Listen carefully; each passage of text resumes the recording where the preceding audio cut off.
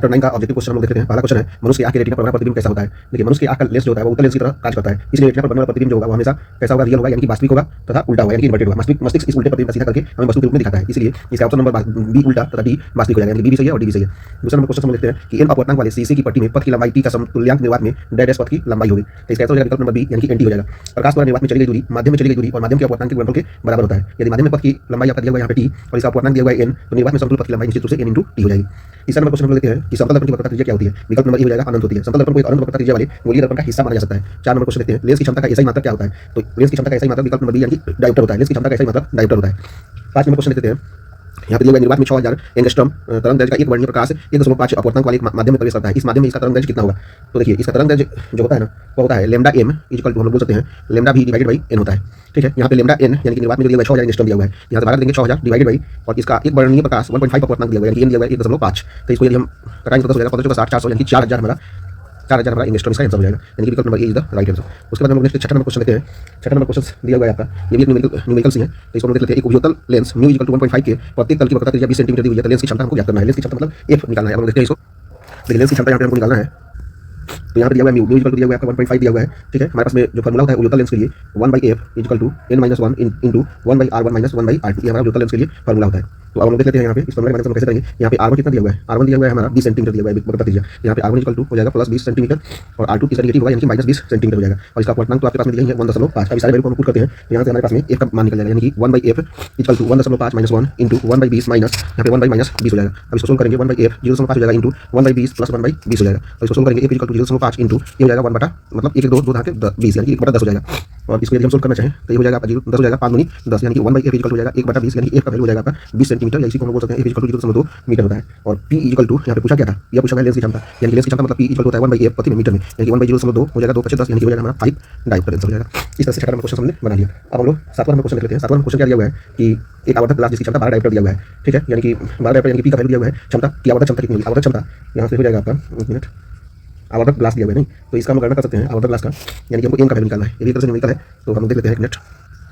यहाँ पे न्यूमेरिकल कैसे देखेंगे, यहाँ पे डायोप्टर 12 डायोप्टर दिया हुआ है, क्या एक आवर्धक ग्लास की क्षमता दी हुई है 12 डायोप्टर, आवर्धक क्षमता को ज्ञात करना है। तो देखिए आवर्धक क्षमता का फार्मूला हो जाता है m equal to 1 plus 25/f। ठीक है, तो यहाँ से हम सबसे पहले निकालते हैं f का वैल्यू, क्योंकि f इक्वल टू यहाँ पे हो जाएगा 1/p और p का वैल्यू दिया हुआ है 1/12 हो गया, ये इक्विवेलेंट हो जाएगा 8 दशमलव मतलब इसको अगर हम एक मिनट 1/12 हुआ ना तो 1/12 यहाँ पे हो गया आपका मीटर में हुआ। इसको सेंटीमीटर करने के लिए 1/12 गुणे 100 कर सकते हैं, यानी कि इक्विवेलेंट हो जाएगा 8.33 सेंटीमीटर के बराबर हो जाएगा। और यहाँ से हम वैल्यू पुट करेंगे f का, क्योंकि हमारे पास में होता है m equal to 1 plus 25 divide by ये हो जाएगा आपका 8.33, या इसी को हम लिख सकते हैं 100/12 भी लिख सकते हैं, यानी कि 1 प्लस 25 इंटू 12 डिवाइड बाई 100 हो जाएगा। 25 होगा 100 और 4 3 12 यानी कि 3 + 1 4 हो जाएगा। ठीक है, हमारे क्वेश्चन लेते हैं एक अवतल गोलीय दर्पण से प्रतिबिंब बन सकता है, कैसा प्रतिबिंब बन सकता है। तो इसका आंसर हो जाएगा आपका विकल्प number A B C D चारों सही होगा, यानी कि अवतल गोलीय दर्पण से प्रतिबिंब जो बनता है वो आभासी बनता है, वास्तविक बनता है, आवर्ती बनता है और उल्टा भी बनता है, इसलिए इसमें ए बी सी डी चारों आंसर सही है। उसके बाद में 9 नंबर क्वेश्चन लेते हैं, कैसे बनता है। तो एक बात देखिए, अवतल दर्पण वस्तु किसी आकार विभिन्न प्रकार के प्रतिबिंब बना सकती है, जब वस्तु फोकस बिंदु के बीच में रहता है तो प्रतिबिंब आभासी तथा आवर्ती बनता है, और निश्चित प्रतिबिंब वास्तविक तथा उल्टा बनता है, इसलिए चारों ऑप्शन सही है।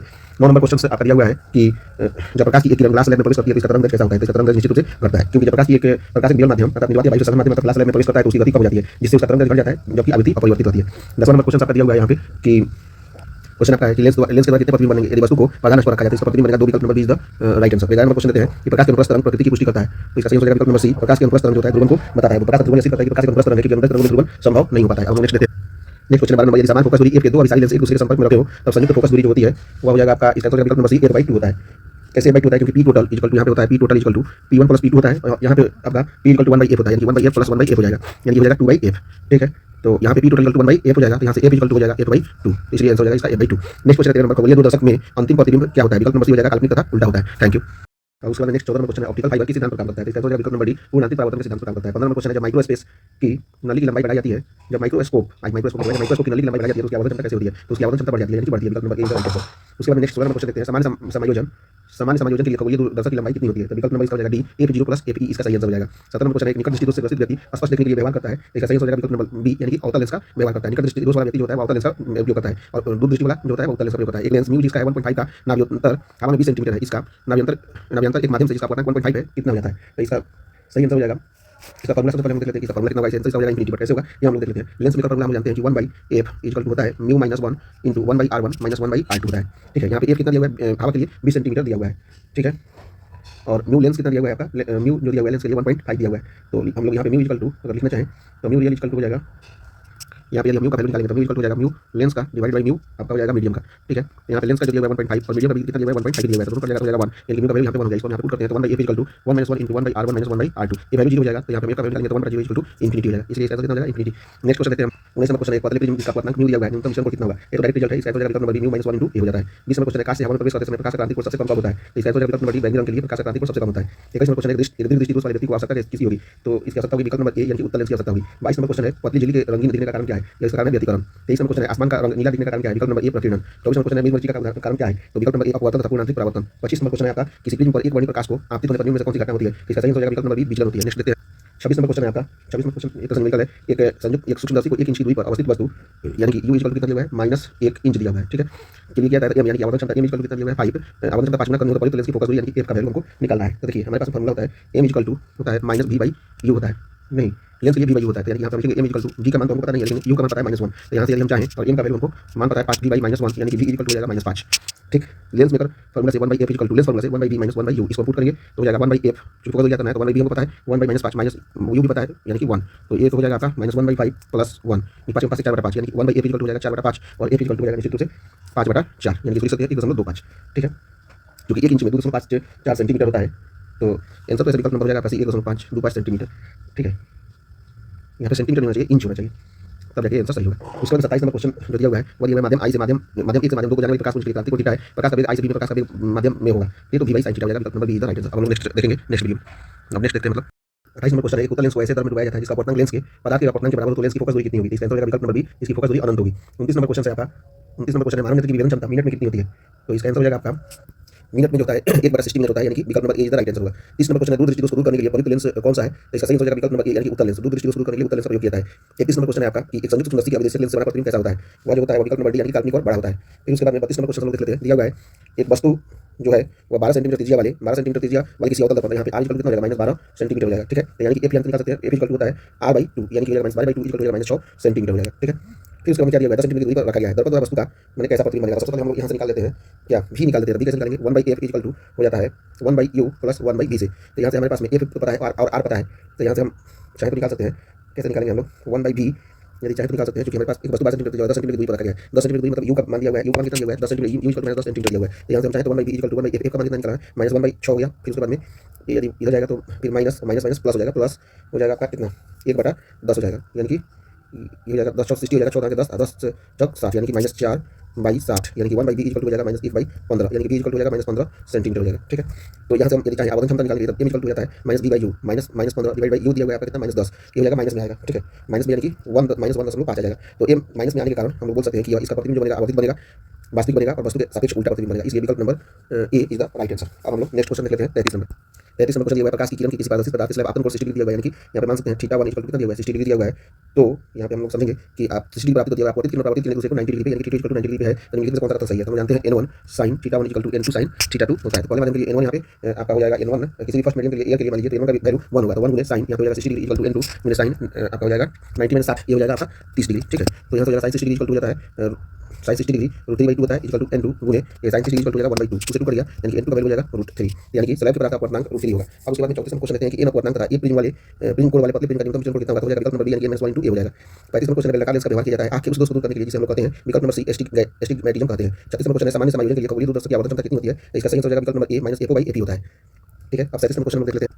37 नंबर क्वेश्चन दिया हुआ है दो लेंस जिनकी क्षमता -15d + 5d तो संपर्कित संयुक्त करने पर समायोजन की फोकस दूरी कितनी होगी, यानी कि f का वैल्यू निकालना है। सबसे पहले p इक्वल टू समझ लेते हैं p1 + p2 होगा, ठीक है। यहाँ पे p1 का वैल्यू दिया हुआ है -15 तो 15d दिया हुआ है, ठीक है, और दिया हुआ है 5d दिया हुआ है, यानी कि 15d + 5d इक्वल टू हो जाएगा 20d दिया हुआ है, ठीक। तो यहाँ से f इक्वल टू हो जाएगा 1/p इक्वल टू हो जाएगा 1/20 इक्वल टू 0.05 मीटर, अगर सेंटीमीटर में चेंज करेंगे तो हो जाएगा ये 5 सेंटीमीटर हो जाएगा, ठीक। उसके बाद में हम फर्स्ट कंडीशन के लिए हो गया और दूसरा कंबाइंड लेंस के लिए दूसरा जो अगर हम यूज करेंगे यहाँ पे तो यहाँ पे हो जाएगा आपका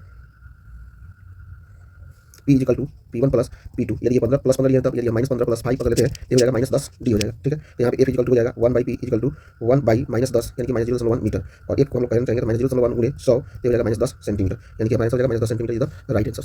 38 नंबर क्वेश्चन लेते हैं। 38 नंबर क्वेश्चन क्या दिया हुआ है निम्नलिखित में से किसका अपवर्तनांक सबसे अधिक होता है, तो इसका सही आंसर विकल्प नंबर डी हीरा का अपवर्तनांक सबसे अधिक होता है। 39 नंबर क्वेश्चन सूर्य प्रकाश का स्पेक्ट्रम होता है, तो इसका सही आंसर हो जाएगा आपका विकल्प नंबर ए सतत होता है। अब हम लोग नेक्स्ट देखते हैं। नंबर क्वेश्चन है प्रकाश के रंग का कारण क्या होता है, तो इसका सही आंसर हो जाएगा विकल्प नंबर आपका हो जाएगा इसका सही आंसर ए, यानी कि इसकी आवृत्ति इसके रंग का कारण होता है। 41 नंबर क्वेश्चन आपका है कि एक उत्तल लेंस n इक्वल टू दिया हुआ है 1.5 को पानी n इक्वल टू 1.33 में डुबाया जाता है तब यह व्यवहार कैसा करता है, तो निश्चित रूप से ये व्यवहार करेगा विकल्प नंबर एक उत्तल लेंस की तरह व्यवहार करेगा।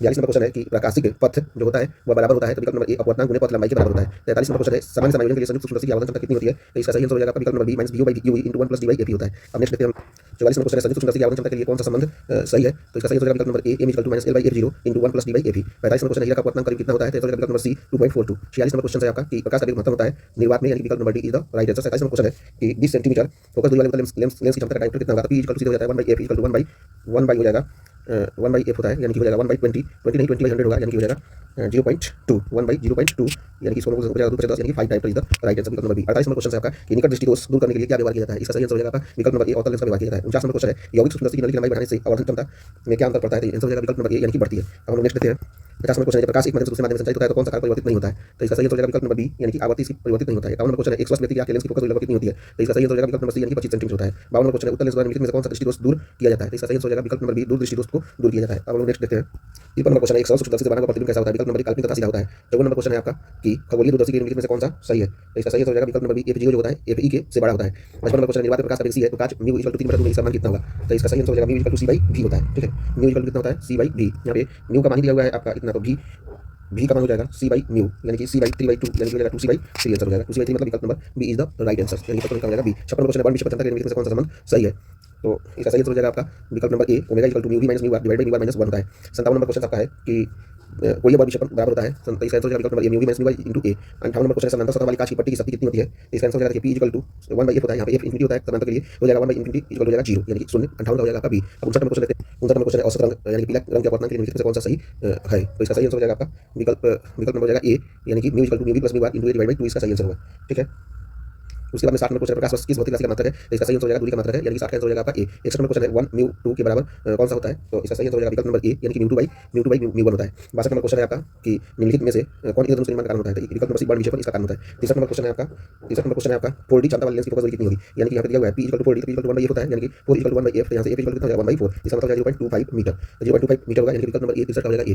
64 नंबर क्वेश्चन में दिया हुआ है आपका क्या दिया हुआ है कि यदि कांच के एक लेंस म्यू इक्वल टू 3/2 की हवा में फोकस दूरी f है तथा पानी म्यू इक्वल टू 4/3 हो तो fw का मान कितना होगा, तो fw का मान इसमें हो जाएगा आपका number f w equal to 4 into F हो जाएगा 4 इंटू एफ हो जाएगा, इस फॉर्मूला निकाल भी सकते हैं।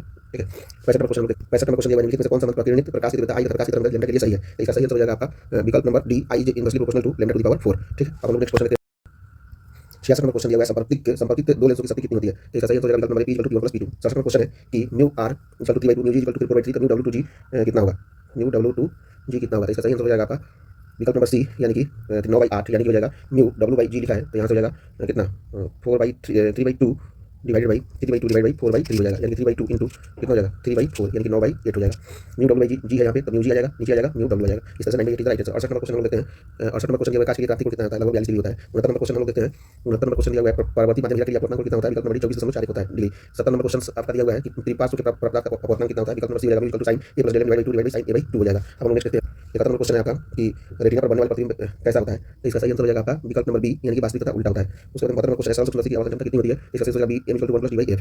73 नंबर क्वेश्चन है खगोलीय दर्पण को पानी में डुबा दिया जाता है, इसकी फोकस दूरी कहाँ होती है, विकल्प नंबर सी समान रहेगी। 74 नंबर क्वेश्चन है 40 सेंटीमीटर फोकस दूरी वाले उत्तल लेंस एवं 20 सेंटीमीटर फोकस दूरी वाले अवतल लेंस संपर्क में इनके संयोजन की क्षमता डायरेक्टर कितना होगा, तो इसका आंसर हो जाएगा आपका p निकाल p1 equal to 1 by f1 equal to 1 by 0.4 equal to हो जाएगा 2.5 और p2 निकालेंगे तो 1 by f2 इक्वल हो जाएगा 1 by माइनस 0. हो जाएगा 2 इक्वल टू -0.5 हो जाएगा, और हम दोनों को जोड़ देंगे तो p equal to p1 plus p2 हो जाएगा, यानी कि हो जाएगा 2.5 माइनस प्लस -5 यानी कि हो जाएगा -2.5 डायरेक्टर हो जाएगा। ठीक है, यानी कि आंसर विकल्प number B is the right answer, क्योंकि यहाँ पे उत्तल लेंस था इसलिए यहाँ पे जो है कि प्लस लिया है, यहाँ पे अवतल लेंस है इसलिए हम यहाँ पे माइनस लिया है। अब हम 75 नंबर क्वेश्चन लेते हैं। 75 नंबर क्वेश्चन जो दिया हुआ है वह है कि पार्थिव दूरदर्शी द्वारा अंतिम प्रतिबिंब कैसा होगा, विकल्प नंबर डी काल्पनिक तथा वस्तु की अपेक्षा सीधा होगा। अब हम नेक्स्ट 76 नंबर क्वेश्चन दिया हुआ है जिस स्पेक्ट्रम के रंगों में किसका अधिक तरंग दैर्ध्य होता है, इसका सही विकल्प नंबर लाल रंग का तरंग दैर्ध्य सबसे अधिक होता है। सतत प्रकाश वर्ष का मान कितने के बराबर होता है, इसका विकल्प नंबर 9.46 × 10 मीटर के बराबर होता है। 78 नंबर क्वेश्चन है किसी माध्यम से निर्वात के संपूर्ण आंतरिक परावर्तन के लिए आंतरिक कोटि डिग्री है तो माध्यम के अपवर्तन का वेग कितना होगा, तो इसका वैल्यू हो जाता है mu equal to 1 by sin I C, यानी कि म्यू इक्वल टू हो जाएगा कितना यहाँ पे 30 डिग्री दिया हुआ है तो 1 by sin 30 डिग्री, और sin 30 डिग्री होता है आपका म्यू इक्वल टू 1 by जी कितना हो जाएगा 1/2 यानी कि हो जाएगा म्यू इक्वल टू 2, इसका सही आंसर हो जाएगा आपका 2 होगा। लेकिन यहाँ पे पूछा है बेग पूछा है, तो बेग का फॉर्मूला हो जाता है v इक्वल टू कितना होता है, v इक्वल टू होता है आपका c by म्यू होता है, c by म्यू, c का वैल्यू है 3 × 10⁸ 3 × 10⁸ डिवाइड बाई म्यू का वैल्यू है 2 यानी कि हो जाएगा 1.5 × 10⁸ इसका आंसर हो जाएगा 1.5 × 10⁸ विकल्प number B is the right answer, यानी कि 78 आंसर हो जाएगा आपका विकल्प नंबर बी। हम नेक्स्ट देखते हैं नेक्स्ट क्वेश्चन है 79 नंबर, किसी भी प्रिज्म की बल विक्षेपण क्षमता निर्भर करती है किसके ऊपर निर्भर करती है? तो इसका आंसर हो जाएगा विकल्प नंबर बी, प्रिज्म के पदार्थ की प्रकृति पर निर्भर करती है। 80 नंबर क्वेश्चन है, द्रवित प्रकाश उत्पन्न करने के लिए किसको प्रयुक्त किया जाता है? तो इसका आंसर हो जाएगा 80 का, यानी कि विकल्प नंबर सी, निकोल प्रिज्म का यूज किया जाता है। 81 नंबर क्वेश्चन है आपका कि जब प्रकाश स्रोत और पर्दे के बीच की दूरी बढ़ा दी जाए तो प्रिज्म की चौड़ाई जो होती है यानी कि हो जाएगा विकल्प नंबर ए, यानी कि बढ़ती है। 82 नंबर क्वेश्चन है, प्रकाश अनुप्रस्थ तरंग है क्योंकि यह प्रदर्शित करता है, क्या प्रदर्शित करता है? आंसर हो जाएगा विकल्प नंबर बी, ध्रुवों को प्रदर्शित करता है। उसके बाद में 83 नंबर क्वेश्चन है, एक अवतल लेंस के प्रत्येक तल की वक्रता त्रिज्या 20 सेंटीमीटर तथा लेंस के पदार्थ का अपवर्तनांक 1.5 है, तो लेंस की फोकस दूरी कितनी हो जाएगी? देखिए यहाँ पे R1 कितना दिया हुआ है? R1 दिया हुआ है 20 सेंटीमीटर, जो कि R1 हो जाएगा आपका प्लस में 20 सेंटीमीटर दिया हुआ है, निश्चित रूप से R2 हो जाएगा -20 सेंटीमीटर। ठीक है, यहाँ पे अपवर्तनांक दिया हुआ है म्यू इक्वल टू दिया हुआ है 1.5। हमारे पास फॉर्मूला होता है 1/f equal to mu -1 into 1/r1 - 1/r2 होता है। यहाँ से वैल्यू हम लोग पुट कर देंगे तो 1/f का वैल्यू निकल जाएगा, म्यू का मान रखेंगे 1.5 - 1 इंटू 1/20 - 1/20। तो यहाँ से हम 1/f का वैल्यू निकाल देंगे 0.5 इंटू ये हो जाएगा 1/20 प्लस 1/20। ठीक, यहाँ से आ जाएगा 1/f इक्वल टू 0.5 गुने ये हो जाएगा 2/20, 2 के 10, ये हो जाएगा 10 यानी 5 × 10 यानी कि 1/20। यहाँ से f का वैल्यू निकल गया 20। ठीक, यानी कि f का वैल्यू कितना हो जाएगा 20, वास्तव में 20 सेंटीमीटर होगा, 20 मीटर होगा, 20 सेंटीमीटर होगा। अब हम नेक्स्ट क्वेश्चन देख लेते हैं। 84 नंबर क्वेश्चन आपका दिया हुआ है कि आसमान का रंग नीला होने का कारण क्या है? तो इसका आंसर हो जाएगा विकल्प नंबर बी, प्रकीर्णन। 85 नंबर क्वेश्चन है, वस्तु से बड़ा आभासी प्रतिबिंब कहाँ पे बनता है? तो इसका सही आंसर हो जाएगा विकल्प नंबर ए, अवतल दर्पण में वस्तु से बड़ा आभासी प्रतिबिंब बनता है। 86 नंबर क्वेश्चन है, किस रंग का तरंग सबसे कम होता है? तो इसका सही आंसर हो जाएगा विकल्प नंबर ए, बैंगनी रंग का। 87 नंबर क्वेश्चन है, संयुक्त सुंदरसी में प्रतिबिंब कहाँ पे बनता है? तो इसका सही आंसर हो जाएगा विकल्प नंबर सी, आभासी तथा उल्टा बनता है। 88 नंबर क्वेश्चन है, उत्तल लेंस का व्यवहार किया जाता है, तो इसका सही आंसर हो जाएगा विकल्प नंबर बी, दीर्घ दृष्टिकोण से उत्तल लेंस का प्रयोग किया जाता है। 89 नंबर क्वेश्चन है, उत्तल दर्पण में से प्रतिबिंब सदैव कैसा बनता है? तो इसका आंसर हो जाएगा विकल्प नंबर सी, ध्रुव तथा फोकस के बीच में बनता है। 90 नंबर क्वेश्चन है, उत्तल लेंस की क्षमता 2 डायोप्टर है, इसकी फोकस दूरी कहाँ पे होगी? इसका सही आंसर हो जाएगा विकल्प नंबर बी, 50 सेंटीमीटर पे होगी। उसके बाद में नेक्स्ट क्वेश्चन 91 नंबर क्वेश्चन देखते हैं। 91 नंबर क्वेश्चन है, निम्नलिखित में से कौन सा रंगीन विकिरण कम करने के लिए लेंसों में प्रयोग किया जाता है? तो इसका आंसर हो जाएगा आपका विकल्प नंबर सी, यानी कि अवर्णक संयोग को कम करने के लिए। 92 नंबर क्वेश्चन है, व्यक्ति प्लस 2D क्षमता वाला चश्मा यानी कि लेंस का प्रयोग करता है, उसकी दृष्टि दोष कैसी होगी? तो उसकी दृष्टि दोष हो जाएगी दूरदृष्टि दोष होगी। अब हम लोग इस तरह से हमने ये चैप्टर को कंप्लीट कर दिया। अब हम लोग नेक्स्ट चैप्टर देखेंगे, चैप्टर नंबर 10, ऑब्जेक्टिव क्वेश्चन बाद में इसी को हम लोग को याद रखना है। Thank you. पहला क्वेश्चन है आपका, एक पतले फिल्म के रंग का कारण क्या होता है? तो इसका सही आंसर हो जाएगा विकल्प नंबर बी, यानी कि व्यतिकरण इसका कारण होता है। उसके बाद में दूसरा नंबर क्वेश्चन है, ब्रूस्टर का नियम क्या होता है? विकल्प number C, mu equal to 10 mu equal to 10 को हम लोग बोलते हैं ब्रूस्टर का नियम। तीसरा नंबर क्वेश्चन है आपका, जिस घटना से प्रकाश तरंगों की प्रकृति निर्विवाद रूप से अनुप्रस्थ सीधी होती है वह क्या है? वह है आपका विकल्प नंबर सी, ध्रुवन उसे कहते हैं। 4 नंबर क्वेश्चन है, जीवाश्म की आयु पता की जाती है? विकल्प नंबर ए, कार्बन डेटिंग से। अब नेक्स्ट क्वेश्चन देख लेते हैं। 5वां नंबर क्वेश्चन है, किरचॉफ का द्वितीय नियम क्या कहता है? तो किरचॉफ का द्वितीय नियम बोलता है ऊर्जा संरक्षण के नियम को बताता है। 6वां नंबर क्वेश्चन है आपका, यदि नीले रंग के प्रकाश के फोटोन की ऊर्जा E1 तथा पीले रंग के प्रकाश के फोटोन की ऊर्जा E2 है तो निश्चित रूप से हो जाएगा आपका विकल्प number B, E1 is greater than E2 हो जाएगा। उसके बाद में 7 नंबर क्वेश्चन है आपका कि तरंग का कालांतर फाई का पथांतर डेलेक्स से संबंधित है, तो इसका आंसर हो जाएगा विकल्प number C, del x equal to λ/2π into phi हो जाएगा। 8 नंबर क्वेश्चन है, दो उन तरंगों के व्यतिकरण से उत्पन्न अधिकार परिणामी आयाम का मान होगा जिसे प्रकट किया जाता है। इसका आंसर हो जाएगा विकल्प नंबर बी, यानी कि 5 हो जाएगा, क्योंकि यहाँ पे दिया हुआ है y1 equal to 4 sin omega T, और उसके बाद में यहाँ पे दिया हुआ y2 इक्वल टू दिया हुआ है 3 sin ओमेगा टी। क्योंकि हम लोग फॉर्मूला जानते हैं ए इक्वल टू क्या होता है, √a1² plus a2² plus 2 into a1 into a2 into cos phi होता है। ठीक है, cos फाई होता है। यहाँ पे चूँकि cos फाई, यहाँ पे फाई का मान कितना दिया हुआ है 90 डिग्री, तो दोनों तरंगों के बीच कालांतर फाई इक्वल टू कितना है 90 डिग्री। तो यहाँ से हम वैल्यू पुट कर देंगे, कितना हो जाएगा, ए का मान दिया हुआ है 4, तो हो जाएगा 4 का स्क्वायर प्लस 3 का स्क्वायर प्लस 2 इंटू 4 गुने 3 गुने cos फाई यानी कि cos 90 डिग्री। cos 90 डिग्री दिया हुआ है, cos 90 हो जाएगा 1, तो हो जाएगा यहाँ पे 4 चौका 16, cos 90 जीरो हो जाएगा, पूरा टर्म ही जीरो हो जाएगा। 4 चौका 16, 3 3 9 यानी कि √25 यानी कि 5 आंसर हो जाएगा। उसके बाद में 9 नंबर क्वेश्चन दिया हुआ है, देखते हैं। 9 नंबर क्वेश्चन है, निम्नलिखित में से कौन सा कथन सही है? तो इसका सही कथन हो जाएगा कि ऊपर का सही कथन सही है, मतलब कि वेव फ्रंट यानी कि तरंगार्ध समान कला में कंपित होने वाले बिंदुओं का लोका सही है। उसके बाद में तरंग दैर्घ्य समान कला में कंपित हो रहे दो लगातार कोणों के बीच की दूरी है, ये भी सही है। दो स्रोतों को कोहेरेंट होने के लिए उनकी आवृत्तियां समान होनी चाहिए, ये भी सही है, यानी कि विकल्प number D is the right answer. 10 number question है आपका, यंग के द्विछिद्र प्रयोग में छिद्रों की चौड़ाई तथा पर्दों से छिद्रों की दूरी दोगुनी कर दी जाती है, तो फ्रिंज की चौड़ाई कितना हो जाएगा? देखिए यहाँ पे दिया हुआ है हमारे पास होता है फ्रिंज की चौड़ाई बीटा इक्वल टू होता है lambda D divided by D होता है। यहाँ पे क्या पूछा है, यंग के द्विछिद्र प्रयोगों में छिद्रों की चौड़ाई तथा पर्दों की छिद्रों की दूरी दोनों दुगुनी कर दी जाएगी, यानी कि यहाँ पे डी का वैल्यू दुगुना हो जाएगा, तो लैम्डा 2 इंटू डी हो जाएगा डिवाइड बाई डी, ये भी दुगुना हो जाता है 2 इंटू डी, डी से 2 से 2 कट जाएगा, तो फिर से lambda into D divide by D यानी कि बीटा ही हो गया, यानी कि फ्रिंज की चौड़ाई कोई भी चेंज नहीं होगी, ये अपरिवर्तित रहेगी। विकल्प number C is the right answer. 11 number question दिया हुआ है, निम्नलिखित में से कौन सा कथन सही है? तो वाइड मिरर एक्सपेरिमेंट में सेंट्रल ब्राइट फ्रिज गायब होता है, यह कथन सही है। उसके बाद 12 नंबर क्वेश्चन देखते हैं, विनाशी व्यतिकरण के लिए पथांतर क्या होना चाहिए? तो इसका आंसर हो जाएगा विकल्प नंबर बी 2n + 1 इंटू π/2 होना चाहिए। अब नेक्स्ट क्वेश्चन देखते हैं। 13 नंबर क्वेश्चन है, निम्नलिखित में से किस भौतिक राशि की पुनर्वितरण प्रकाश का गतिकरण होता है? तो इसका सही आंसर हो जाएगा आपका विकल्प नंबर बी, तीव्रता का। 14 नंबर क्वेश्चन है, व्यतिकरण फ्रिंज की चौड़ाई क्या होती है? तो ये हो जाएगा beta equal to lambda into D divide by D होता है। 15 में लेजर क्रिया के लिए आवश्यक शर्त क्या है? तो आंसर हो जाएगा विकल्प नंबर बी, संख्या परिवर्तन इसका सही सूत्र है या आवश्यक है। नेक्स्ट देखते हैं हम लोग। 16 नंबर क्वेश्चन दिया हुआ है, द्वितीय तरंगिकाओं की अवधारणा किसके द्वारा दी गई थी? तो इसका सही आंसर हो जाएगा विकल्प नंबर सी, हाइजेंस के द्वारा दिया गया था। 17 नंबर क्वेश्चन है, व्यतिकरण की घटना का कारण क्या है? तो विकल्प नंबर ए, कालांतर है। 18 नंबर क्वेश्चन है, विवर्तन फ्रिंजों की चौड़ाई व्यतिकरण फ्रिंजों में विकल्प नंबर बी की फ्रिंजों के समान नहीं होता है। 19 नंबर क्वेश्चन है आपका, दो कला संबंधित स्रोतों के कारण प्रकाश के व्यतिकरण में फ्रिंज की चौड़ाई कितनी होती है? विकल्प नंबर ए तरंग दैर्ध्य के समानुपाती होता है। अब उसके बाद में हम लोग नेक्स्ट क्वेश्चन देखते हैं।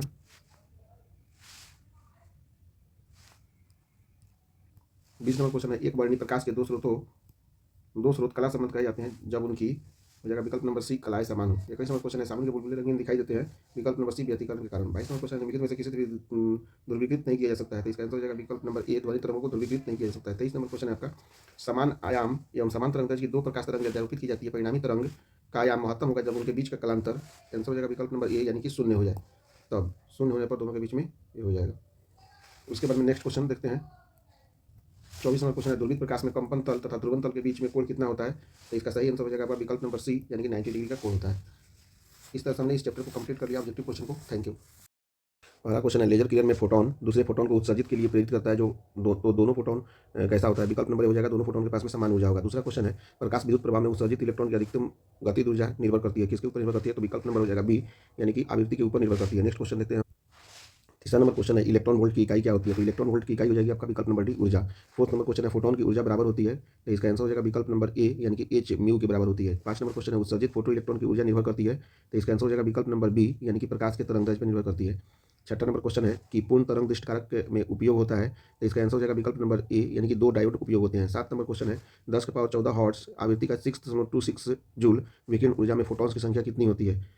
तो इसका हो जाएगा आपका 6.62 इंटू 10 टू द पावर -34 होना चाहिए, तो इसका सही आंसर हो जाएगा 1 इंटू 10 टू द पावर 25 के करीब में होगा। ठीक है, निकटतम ऊर्जा हालांकि 1 इंटू 10 टू द पावर 24 होगा, बट इसको हम लोग 10 टू द पावर 24 मान सकते हैं, क्योंकि एन इक्वल टू हम लोग जानते हैं क्या होता है, E total divided by E photon होता है, ई फोटोन होता है। तो यहाँ से ई टोटल जो दिया हुआ है वह दिया हुआ है 6.623 जूल और divided by 6.62 into 10 to the power -24 joule होता है फोटोन का। तो इसको हम लोग कैलकुलेट करेंगे तो निश्चित रूप से 1 इंटू 10 टू द पावर 24 के करीब में आएगा, जिसे हम लोग मान सकते हैं कि 10 टू द पावर 25 आंसर, इसलिए विकल्प नंबर डी राइट आंसर हो जाएगा। नेक्स्ट देखते हैं।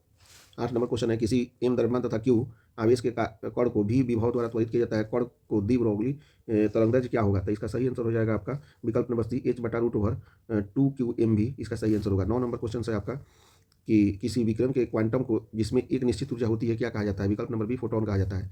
10 नंबर क्वेश्चन है आपका कि लैम्डा तरंग दैर्ध्य वाले फोटोन की ऊर्जा क्या होती है? इसका सही आंसर हो जाएगा विकल्प number B lambda equal to hc/लैम्डा होता है। 11 नंबर क्वेश्चन है आपका कि प्लांक स्थिरांक की बीमा क्या होती है? देखिए, प्लांक स्थिरांक को हम लोग बोलते हैं एच इक्वल टू E/V होता है। ई मतलब होता है एनर्जी, भी मतलब होता है क्या, भी मतलब होता है आवृत्ति, न्यू मतलब आवृत्ति होता है। ठीक है, तो ऊर्जा एनर्जी का मतलब डायमेंशन होता है ml²t-2 और आवृत्ति का होता है पर सेकेंड। इसको हम करेंगे सोल्व तो ml²t-1 हो जाएगा, यानी कि इसका बीमा हो जाएगा ml²t-1 ml²t-1 विकल्प नंबर ए प्लांक स्थिरांक काफी इंपॉर्टेंट है, ये पूछा जा सकता है। 12 नंबर क्वेश्चन है, किसी एम द्रव्यमान के भी वेग से गतिमान कण का तरंगदैर्ध्य कितना होता है? तो इसका सही आंसर हो जाएगा बी विकल्प number B lambda equal to h/m into भी। 13 नंबर क्वेश्चन है आपका, फोटोन का विराम द्रव्यमान कितना होता है? फोटोन का विराम द्रव्यमान जो होता है आपका विकल्प नंबर ए 0 होता है। अब नेक्स्ट देखते हैं। 14 नंबर क्वेश्चन है, निम्नलिखित में कौन सोडियम का कार्य फलन होता है? तो इसका आंसर हो जाएगा विकल्प number C 5 equal to 2.75 electron volt, इसका सही आंसर होगा। 15 नंबर क्वेश्चन है आपका, निम्नलिखित में से कौन इलेक्ट्रॉन पर आवेश सही नहीं है? 16 का सी सही नहीं है, बाकी सब सही। 1.602 into 10 to the power -18 coulomb, इसका सही जो होगा 15 का डी होगा। ठीक है, क्योंकि ये तो नहीं होता है, 15 का होगा डी यानी कि E equal to 1.602 into 10 to the power -19 coulomb, इसका सही आंसर होगा, 15 का डी होगा। अब नेक्स्ट देखते हैं क्वेश्चन। 16 नंबर क्वेश्चन दिया हुआ है कि एक ही तरंग दैर्ध्य के इलेक्ट्रॉन तथा फोटोन की कौन सी भौतिक राशि समान होगी? तो इसका सही आंसर हो जाएगा विकल्प नंबर सी संवेग की आपकी भौतिक राशि समान होगी। अब नेक्स्ट देखते हैं। 17 नंबर क्वेश्चन है, फोटो इलेक्ट्रिक प्रभाव में प्रकाश विद्युत धारा स्वतंत्र होती है, तो इसका सही आंसर हो जाएगा विकल्प नंबर डी आपतित प्रकाश की आवृत्ति से ये समान होती है। 18 नंबर क्वेश्चन डी ब्रोगली तरंगदैर्ध्य है, तो इसका सही आंसर हो जाएगा विकल्प number B lambda equal to h/म्यू। 19 नंबर क्वेश्चन है आपका, प्लेट फोटो सेल आधारित होता है, तो इसका सही आंसर हो जाएगा विकल्प नंबर बी प्रकाश विद्युत प्रभाव से। 20 नंबर क्वेश्चन है आपका कि एक 5 इलेक्ट्रॉन वोल्ट विभवांतर तक त्वरित किया जाता है, इलेक्ट्रॉन द्वारा अर्जित ऊर्जा कितनी होगी? तो इसका सही आंसर हो जाएगा विकल्प नंबर बी 5 इलेक्ट्रॉन वोल्ट। अब नेक्स्ट देखते हैं। 21 नंबर क्वेश्चन है, 500 नैनोमीटर तरंग दैर्ध्य वाले एक फोटोन की ऊर्जा क्या होगी? तो इसका आंसर हो जाएगा आपका E equal to H mu यानी कि hc/लैम्डा होता है। एच का वैल्यू कितना होता है? 6.626 into 10 to the power -34 joule second होता है। डिवाइडेड बाई इंटू इंटू में होगा सी का मान होता है आपका सी का मान आपको होता है गुना में 3 × 10⁸ मीटर प्रति सेकंड होता है। और लेमडा का मान दिया हुआ है यहाँ पे कितना दिया हुआ है 500 नैनोमीटर दिया हुआ है, यानी कि 500 गुने 10⁻⁻9 मीटर। इस सब को हम जब सोल्व करेंगे तो हो जाएगा 3.97 गुने 10⁻⁻19 जूल। लगभग इसको मान सकते हैं 4 गुने 10⁻⁻19 जूल के बराबर, यानी कि इसका सही आंसर हो जाएगा हमारा निश्चित रूप से इसका सही आंसर हो जाएगा विकल्प नंबर ए होना चाहिए इसका सही आंसर, यानी कि 4 × 10⁻⁻19 जूल। 22 नंबर क्वेश्चन है, एक इलेक्ट्रॉन को विभवांतर भी के अधीन विराम से त्वरित करने पर इसकी चाल कैसा होता है, रूट भी के समानुपाती होता है। 23 नंबर क्वेश्चन है आपका, प्रकाश विद्युत उत्सर्जन की घटना में आपतित प्रकाश की तीव्रता बढ़ाने पर प्रकाश वैद्युत धारा कैसे होता है, तो इसका आंसर हो जाएगा विकल्प नंबर ए, यह बढ़ता है। 24 नंबर क्वेश्चन है, किसी गतिमान कण से संबंध डी ब्रोगली तरंग की तरंग दैर्ध्य निर्भर नहीं करती है, तो किसके ऊपर निर्भर नहीं करती है, तो इसका आंसर हो जाएगा विकल्प नंबर बी, आवास के ऊपर निर्भर नहीं करती है, बल्कि द्रव्यमान पर, वेग पर और संवेग पर निर्भर करती है। 25 नंबर क्वेश्चन है आपका, फोटोन के गतिज ऊर्जा का सूत्र क्या होता है, तो इसका आंसर हो जाएगा विकल्प नंबर बी, h/c²। आगे देखते हैं हम लोग, फोटोन के गतिज द्रव्यमान का सूत्र होता है h/c²। लास्ट यानी कि 26 नंबर क्वेश्चन है, इलेक्ट्रॉन का विशिष्ट आवेश कितना होता है, इलेक्ट्रॉन का विशिष्ट आवेश जो होता है विकल्प नंबर सी, यानी कि 1.8 × 10⁻11 कूलम पर केजी होता है। वीडियो देखने के लिए थैंक यू। पहला क्वेश्चन है आपका, हाइड्रोजन स्पेक्ट्रम की कौन सी श्रेणी दृश्य भाग में पड़ती है, तो इसका सही आंसर हो जाएगा विकल्प नंबर बी, बामर श्रेणी। बामर श्रेणी जो होता है वह हाइड्रोजन स्पेक्ट्रम की दृश्य श्रेणी में पड़ती है। दूसरा नंबर क्वेश्चन है आपका, दूसरा नंबर क्वेश्चन है, हाइड्रोजन परमाणु के प्रथम बोर कक्षा में इलेक्ट्रॉन की ऊर्जा -13.6 इलेक्ट्रॉन वोल्ट है, तो दूसरी बोर कक्षा में इलेक्ट्रॉन ऊर्जा कितनी होगी, तो इसका फॉर्मूला होता है आपका En होता है E1/n² होता है। यहाँ पे E1 कितना दिया है -13.6 इलेक्ट्रॉन वोल्ट, और n जो है दूसरी कक्षा के लिए बोल रहा है, तो हो जाएगा 2 का होल स्क्वायर, यानी कि -13.6 डिवाइड बाई हो जाएगा 4, और इसका आंसर हो जाएगा आपका -3.4 इलेक्ट्रॉन वोल्ट। -3.4 इलेक्ट्रॉन वोल्ट, यानी कि विकल्प number A is the right answer. अब हम लोग तीसरा नंबर क्वेश्चन देखते हैं। 3 नंबर क्वेश्चन है आपका कि हाइड्रोजन स्पेक्ट्रम की कौन सी श्रेणी अवरक्त भाग में नहीं पड़ती है, तो इसका सही आंसर हो जाएगा आपका विकल्प नंबर डी, यानी कि लाइमन श्रेणी जो होता है अवरक्त भाग में नहीं पड़ती है, जबकि हम्फ्री श्रेणी, फुंड श्रेणी और ब्रैकेट श्रेणी पड़ती है। 4 नंबर क्वेश्चन है आपका कि हाइड्रोजन परमाणु में इलेक्ट्रॉन का न्यूनतम कक्षीय कोणीय वेग कितना होगा, कोणीय संवेग कितना होगा, तो इसका सही आंसर हो जाएगा विकल्प नंबर सी, h/2 पाई। 5वां नंबर क्वेश्चन है, किसी विद्युत चुंबकीय विकिरण की ऊर्जा 13 आपका 2 किलो इलेक्ट्रॉन वोल्ट है, या विकिरण जिस क्षेत्र से संबंधित है वो कौन सा है, इसका आंसर हो जाएगा विकल्प नंबर बी, यानी कि एक्स किरण है। 6 नंबर क्वेश्चन है, बोर का आवर्ती शर्त क्या होता है, तो बोर का आवर्ती शर्त होता है विकल्प नंबर बी, E1 - E2 = होता है h/ν। इस तरह से हम लोगों ने देख लिया। अब हम लोग नेक्स्ट चैप्टर देखते हैं। पहला क्वेश्चन है आपका, थोरियम 9230 के एक परमाणु में न्यूट्रॉनों की संख्या कितनी होती है, तो 230 में से 90 घटा देंगे, तो इसका सही आंसर हो जाएगा आपका विकल्प नंबर 140, मतलब ये 140 हो जाएगा, यानी कि विकल्प number B is the right answer. दूसरा नंबर क्वेश्चन है आपका कि निम्नलिखित में से किसकी महत्तम वेदन क्षमता होती है, तो इसका आंसर हो जाएगा विकल्प नंबर डी, गामा किरण की वेदन क्षमता सबसे अधिक होती है। विकल्प क्वेश्चन नंबर 3 है कि बीटा किरणें विक्षेपित होती है, तो आंसर हो जाएगा विकल्प नंबर डी, चुंबकीय तथा विद्युतीय क्षेत्र दोनों में विक्षेपित होती है। उसके बाद में हम अब 4 नंबर क्वेश्चन देखते हैं। 4 नंबर क्वेश्चन है, जितने समय में किसी रेडियो एक्टिव पदार्थ की राशि अपने प्रारंभिक परिणाम की आधी हो जाती है उसे क्या कहते हैं, उसे हम लोग कहते हैं अर्धायु, यानी कि विकल्प number B is the right answer. 5 number question है, इनमें से कौन आवेश रहित है, तो इसका सही आंसर हो जाएगा विकल्प नंबर सी जो है वो फोटोन का जो होता है आवेश रहित होता है। 6 नंबर क्वेश्चन है, क्षय गुणांक का एसआई मात्रक कितना होता है, तो क्षय गुणांक का एसआई मात्रक जो होता है वह होता है आपका हर्ट्ज होता है, यानी कि 6 का ए। 7 नंबर क्वेश्चन, नाभिकीय अभिक्रिया में संरक्षित भौतिक राशियाँ कितनी होती है, तो इसका सही आंसर हो जाएगा विकल्प नंबर डी सभी, यानी कि कुल आवेश, संरेखीय संवेग और कोणीय संवेग, ये सभी संरक्षित भौतिक राशियाँ होती है। 8 नंबर क्वेश्चन है आपका कि किसी नमूना का परमाणु क्रमांक Z तथा द्रव्यमान संख्या ए है, तो इसके परमाणु के न्यूट्रॉन्स की संख्या कितनी होगी, तो इसका सही आंसर हो जाएगा आपका विकल्प number D, A - Z। 9 number question है आपका कि अगर R किसी नाभिक की त्रिज्या है तथा A इसकी द्रव्यमान संख्या है, तो log R के साथ log A का ग्राफ मतलब कैसा होगा, तो निश्चित रूप से इसका हो जाएगा कि विकल्प नंबर ए एक सरल रेखा ग्राफ होगा। नेक्स्ट देखते हैं हम लोग।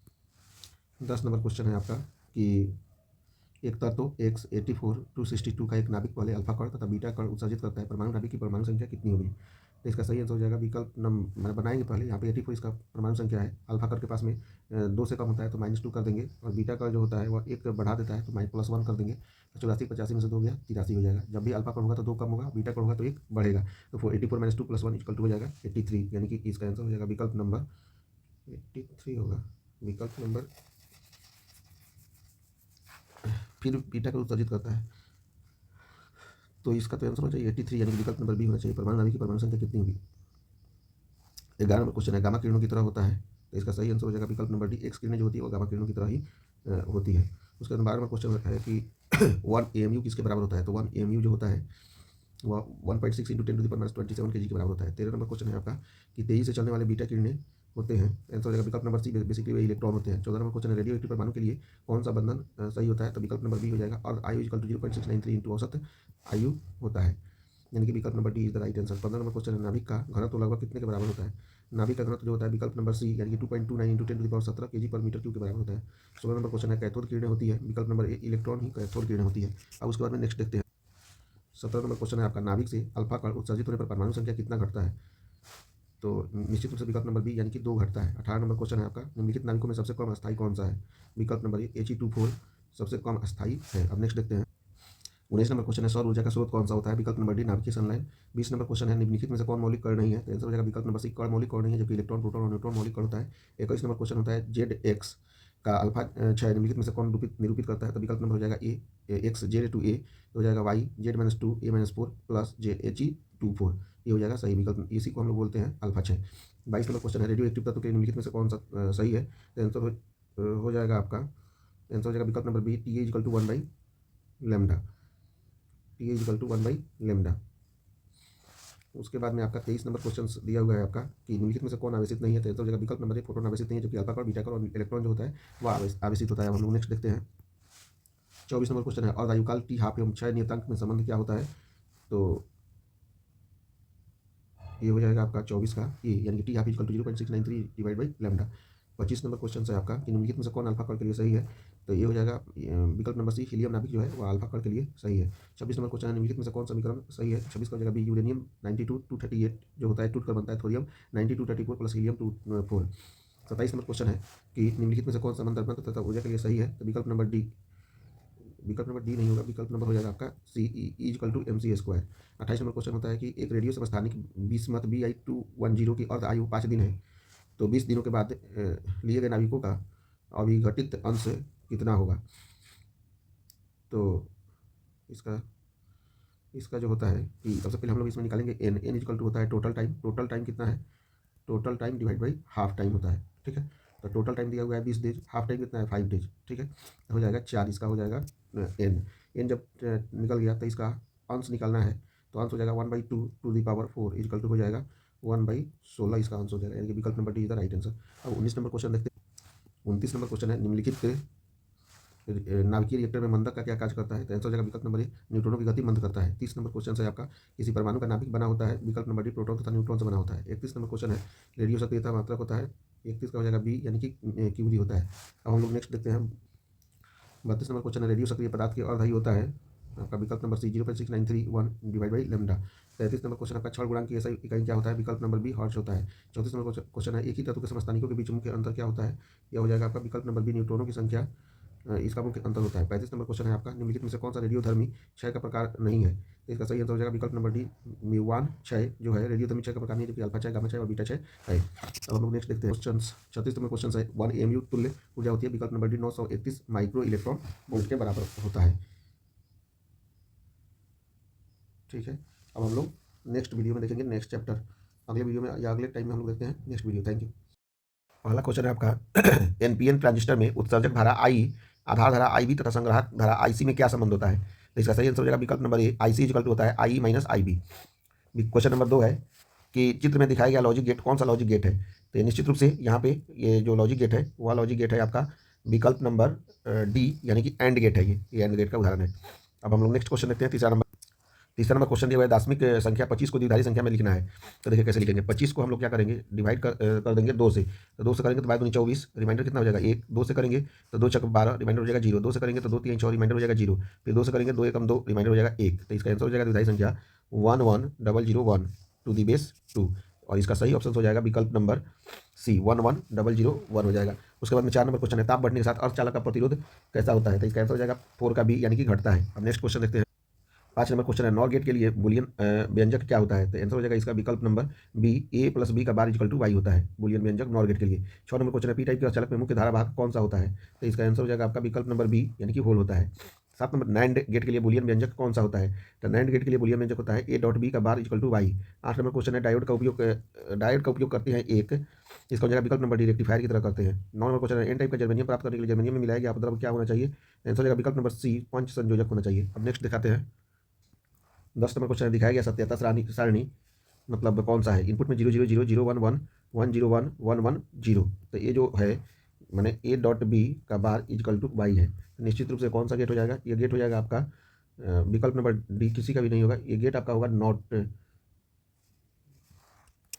और गेट कब होता है? 0 0 0 हो जाता है, 0 1 1 होगा, 1 0 1 होगा, 1 1 1 होना चाहिए, इसलिए किसी का भी नहीं होगा। 10 का आंसर हो जाएगा आपका विकल्प नंबर डी। 11 नंबर क्वेश्चन है, नॉट गेट बनाने के लिए उपयोग किया जाता है तो विकल्प नंबर ए एनपीएन ट्रांजिस्टर जिसका उत्सर्जक वह अनिष्ट होता है। 12 नंबर क्वेश्चन है, दशमलव अंक प्रति की संख्या में 27 की धारी संख्या की समतुल्य संख्या क्या होगी? तो कर देंगे 27 से 2 2 तेरह दूनी 26, 1 हो जाएगा, 2 छक 12, 1 हो जाएगा, 2 3 6, 1 हो जाएगा, 2 एकम 2 और 1 हो जाएगा, यानी 1 1 1 1, 2 2 4 5 5 1 होगा। 12 नंबर क्वेश्चन में ए होना चाहिए। 27 में तो यहाँ पे दिया हुआ है जैसे 27, तो द्वितीय 6, ये तो 0 होगा, 1 1, हाँ ये हो जाएगा 1 1 0 1 1 हो जाएगा, यानी कि 12 का हो जाएगा आपका option number A is the right answer. उसके बाद में 13 नंबर क्वेश्चन देखते हैं। 13 नंबर क्वेश्चन है, यदि किसी ट्रांजिस्टर के लिए धारा स्थिरांक क्रमशः लैम्डा अल्फा तथा बीटा है तब निश्चित रूप से हो जाएगा विकल्प number C beta greater than 1 होगा और अल्फा लेस देन 1 होगा। 14 नंबर क्वेश्चन है, एक और चालक को T1 केल्विन से T2 केल्विन ताप पर ठंडा किया जाता है तो इसका प्रतिरोध जो होगा विकल्प नंबर ए बढ़ेगा। दिया गया परिपथ संकेत दर्शाता है विकल्प नंबर क्वेश्चन नंबर 15 में कि एक ये एनपीएन ट्रांजिस्टर को दर्शाता है। ठीक है, अब हम लोग नेक्स्ट देखते हैं।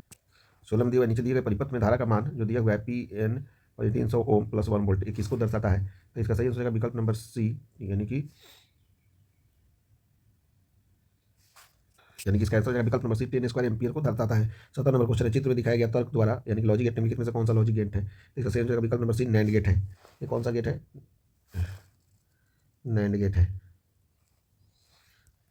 उसके बाद में 18 नंबर क्वेश्चन आपका पी टाइप का और चालक बनाने के लिए जर्मेनियम का डोप किया जाता है, आंसर हो जाएगा विकल्प नंबर ए गैलियम से। 19 नंबर क्वेश्चन है आपका कि द्विधारी अंक 10101 का दशमलव प्रति में मान क्या होगा? तो इसका सही आंसर हो जाएगा विकल्प नंबर बी 21 होगा। कैसे हम लोग करते हैं इसको बनाने का? सबसे बढ़िया तरीका है, जैसे यहाँ पे दिया हुआ है ना, तो यहाँ पे 10101 इस पोजीशन को 1 मानते हैं, इस पोजीशन को 2, इस पोजीशन को 2, इस पोजीशन को 3, इस पोजीशन को 4 और ये पोजीशन को हम लोग मान लेते हैं, सॉरी इस नहीं करते हैं, 1 मिनट, ऐसे नहीं करते हैं, ये करते हैं हम लोग जैसे यहाँ पे दिया हुआ है ना 10101 दिया हुआ है, इस पोजीशन को मानेंगे 0, इस पोजीशन को मानेंगे 1, इस पोजीशन को मानेंगे 2, इस पोजीशन को मानेंगे 3, इस पोजीशन को मानेंगे 4, 1 गुने 2 टू दी पावर 4, उसके बाद में प्लस ये तो 0 हो जाएगा, उसके बाद में 1 into 2 to the power 3 plus 1 into 2 to the power 1 plus ये तो 1 नहीं है, ये तो 0 हो जाएगा, फिर उसके बाद 1 इंटू 2 टू दी पावर 0, ये हो जाएगा 16, ये हो जाएगा 8, ये हो जाएगा, ये तो 0 हो जाएगा, फिर उसके बाद में हो जाएगा 1, 16 8 24 कितना, सॉरी 1 मिनट, ये 2 दूनी 4 होना चाहिए, 2 स्क्वायर 16 4 20 प्लस 1 21, यानी कि 21 इसका आंसर हो जाएगा। ठीक है, मतलब कैसे किया गया, यहाँ पे 1 पोजीशन है तो 0 दोनों हो जाएगा, 4 पोजीशन पे है तो 1 into 2 to the power 4 plus ये है सेकंड पोजीशन पे 1 इंटू 2 स्क्वायर, बाकी सब 0 है, 16 4 20 और ये लास्ट में है आपका 2 टू दी पावर 0, तो ये हो जाएगा 1 इंटू 2 टू दी पावर 0 यानी कि 1, यानी 16 4 20 21 इसका सही आंसर हो जाएगा। अब हम लोग मूल गेट देख लेते हैं कौन कौन से है। तो मूल गेट है आपका विकल्प नंबर डी एंड गेट, और गेट और नॉट गेट। अब नॉट गेट एंड और नॉट ये सभी जो होते हैं मूल गेट होते हैं। अब हम लोग नेक्स्ट देखते हैं। 21 नंबर क्वेश्चन है, द्विधारी संख्या 1010 की दार्शनिक संख्या क्या होगी?